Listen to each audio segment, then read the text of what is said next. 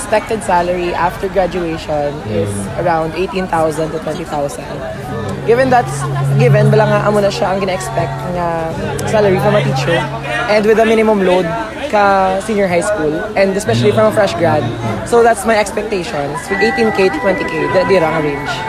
Expected salary after graduating is I think ang minimum lang like 8,000 up.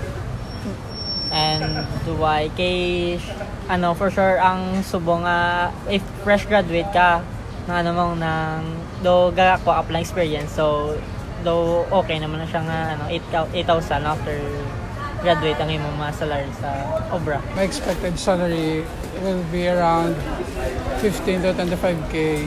The basis of that is because of my course, which is IT, and is very nang needed ang IT sa buong time, and maybe because of my skill set.